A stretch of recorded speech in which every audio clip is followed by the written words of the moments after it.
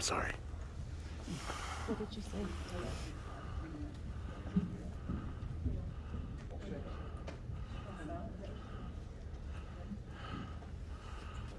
By the way, you don't have to necessarily call me Gail. I have a street name, Cinnamon.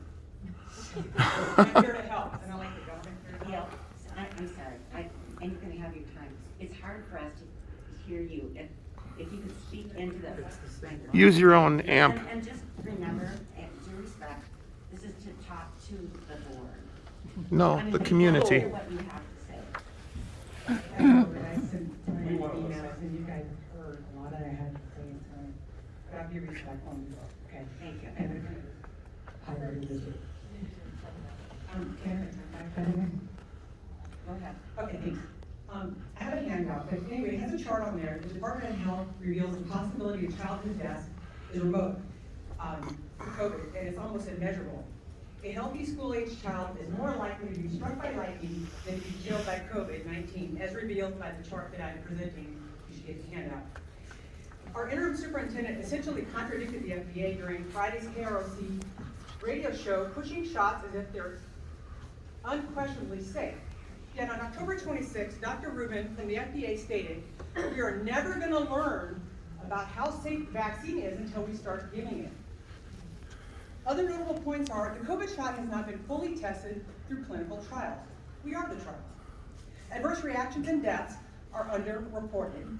Heart damage from myocarditis is irreparable. Last week, Taiwan suspended the second round of Pfizer COVID shots due to risk of myocarditis and in part pericarditis in children. This COVID shot does not provide immunity, nor does it stop the spread. An example of that is that Minnesota Lieutenant Governor Peggy Flanagan received both shots and recently tested positive, and the same for Jen Psaki, President Biden's press secretary. And how does it make sense that those who have taken the shot feel safe from the virus, yet unsafe from those who have not been jabbed? Immunity is only enjoyed by manufacturers of the shots through the 1986 Vaccine Injury Act that offers manufacturers blanket immunity for vaccine injuries. Prepare to face a hefty price tag for lifelong care while the producers enjoy immunity from liability against adverse effects like Guillain-Barré syndrome, blood clots, myocarditis, and even death. VAERS. According to the VAERS chart, there have been more deaths reported from the COVID shots in the last 6 months than all 70 vaccines combined in the last 3 decades. Nuremberg Code. It's an international law passed after the downfall of Nazi Germany, where all the world's countries made it clear humans were never to be forced to be experimented on again. Even the members of the press were prosecuted for lying to the people. The law is far-reaching and remains in effect today, meaning even those injecting people can be held liable in international court.